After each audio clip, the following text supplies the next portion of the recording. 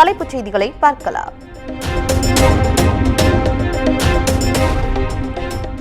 கேரள மாநிலத்தில் இன்று கனமழை பெய்யும் என்பதால் மஞ்சள் அலர்ட் விடுப்பு. 7 முதல் 11 சென்டிமீட்டர் வரை மழை பதிவாகும் என வானிலை ஆய்வு மையம் கணிப்பு.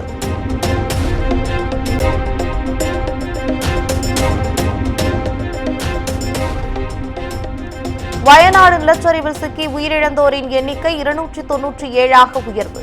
4வது நாளாக மீட்புப் பணிகள் தொடர்வதால் மேலும் உயரும் அபாயம்.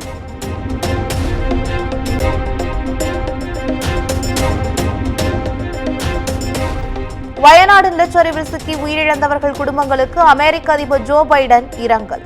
இந்த இக்கட்டான சூழ்நிலையில் இந்தியாவுடன் துணை நிற்போம் என்றும் ஆறுதல்.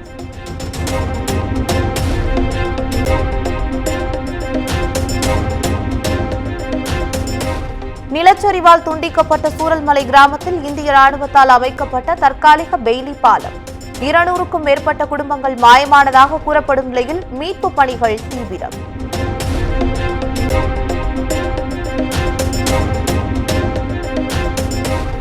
நிலச்சரிவால் பாதிக்கப்பட்ட முண்டக்கை பகுதியில் 200க்கும் மேற்பட்ட வீடுகள் மண்ணில் புதைந்திருப்பதாக தகவல். மீட்புப் பணிகள் முடுக்கிவிடப்பட்டுள்ள நிலையில் பலி எண்ணிக்கை அதிகரிக்கும் என்றும் அச்சம்.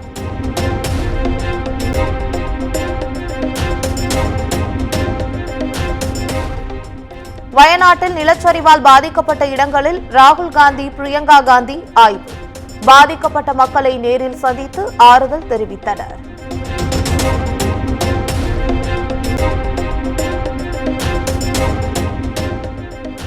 தந்தையை இழந்தபோது உணர்ந்ததை தற்போது மீண்டும் உணர்வதாக ராகுல் காந்தி உருக்கம்.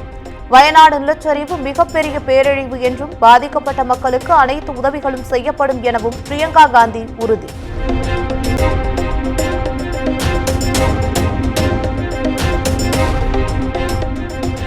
சூரல்மலையில் காயமடைந்தவர்களுக்கு சிகிச்சை அளிக்க உயிரை பணயம் வைத்து கயிற்றில் தொங்கியபடி ஆற்றை கடந்து சென்ற செவிலியர்.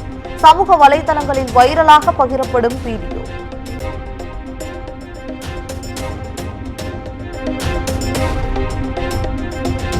கேரளாவில் நிலச்சரிவை தொடர்ந்து கொட்டி தீர்த்து வரும் கனமழை. பாதுகாப்பு காரணமாக கோழிக்கோடு, பாலக்காடு, வயநாடு உள்ளிட்ட 7 மாவட்டங்களில் கல்வி நிறுவனங்களுக்கு இன்று விடுமுறை.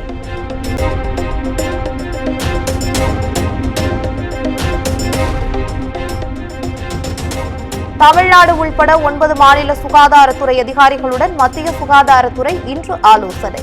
டெங்கு பாதிப்பு அதிகமாக இருப்பதால் அவற்றை கட்டுப்படுத்துவது குறித்து ஆலோசிக்க இருப்பதாக தகவல்.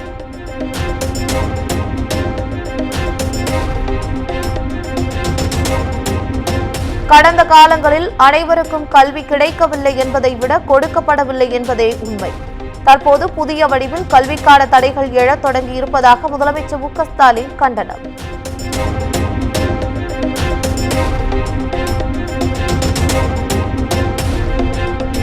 இலங்கை கடற்படையின் ரோந்து படகு மோதி உயிரிழந்த மீனவரின் குடும்பத்திற்கு 10 லட்சம் ரூபாய் நிவாரணம் வழங்க முதலமைச்சர் மு க ஸ்டாலின் உத்தரவு. மீனவரின் உடலை தாயகம் கொண்டுவர நடவடிக்கை எடுக்க கோரி மத்திய அமைச்சர் ஜெய்சங்கருக்கும் கடிதம்.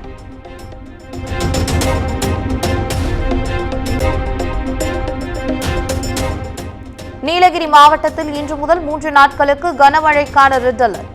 வெள்ளப்பெருக்கு மற்றும் நிலச்சரிவு அபாயம் கண்டறியப்பட்ட இடங்களில் NDRF குழுவினர் முகாம்.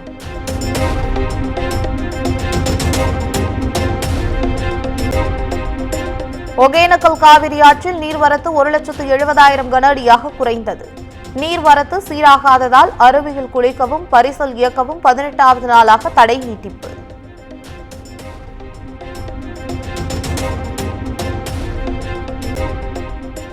மேட்டூர் அணைக்கு வரும் நீரின் அளவு 1,71,000 கன அடியாக அதிகரிப்பு. நீர்மட்டம் 120 அடியாக உயர்ந்த நிலையில் 1,48,500 கன அடி நீர் வெளியேற்றம்.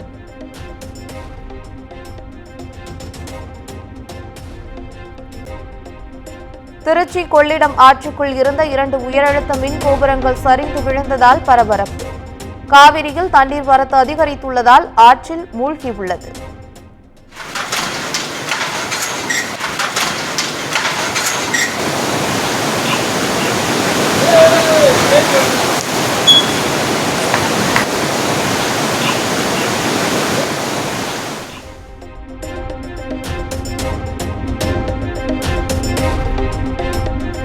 மேட்டுப்பாளையம் உதகை மலை ரயில் சேவை வருகிற 6ஆம் தேதி வரை ரத்து.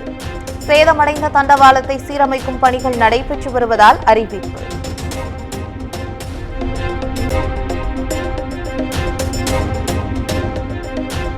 சென்னை கிளாம்பாக்கம் பேருந்து முனையத்தில் வருகிற 4ஆம் தேதி வரை தென் மாவட்டங்களுக்கு சிறப்பு பேருந்துகள் இயக்கம். ஆடி அமாவாசை மற்றும் வார விடுமுறையை ஒட்டி ஏற்பாடு.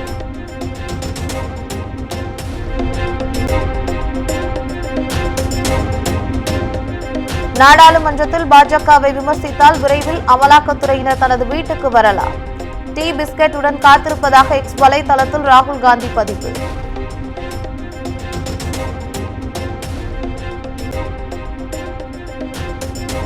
வட மாநிலங்களில் சாவன் சிவராத்திரி கோலாகலம். சிவ ஆலயங்களில் குவிந்த பக்தர்கள் சிறப்பு வழிபாடு.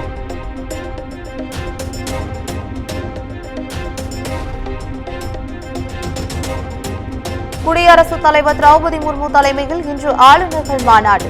2 நாட்கள் நடைபெறும் மாநாட்டில் பிரதமர் நரேந்திர மோடி, குடியரசு துணைத் தலைவர் ஜெகதீப் தன்கர் உள்ளிட்டோர் பங்கேற்பு.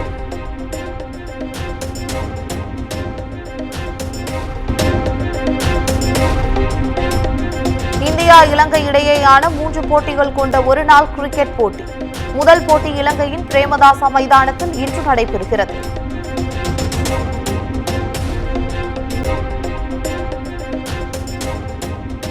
ஒலிம்பிக் போட்டியில் 50 மீட்டர் துப்பாக்கிச் சுடுதலில் வெண்கலப் பதக்கத்தை வென்ற இந்திய வீரர் ஸ்வப்னில் குசால். டிக்கெட் பரிசோதகரான ஸ்வப்னில் குசாலுக்கு மத்திய ரயில்வேயின் விளையாட்டு பிரிவில் சிறப்பு அதிகாரியாக பதவி உயர்வு.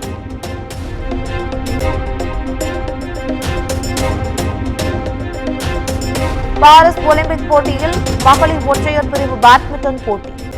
கால் இறுதிக்கு முந்தைய சுற்றில் இந்திய வீராங்கனை PV சிந்து அதிர்ச்சி தோல்வி.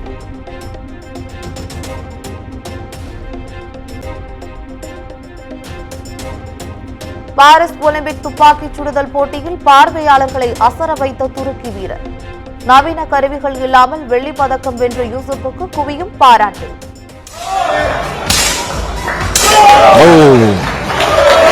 Tembakannya dilepaskan.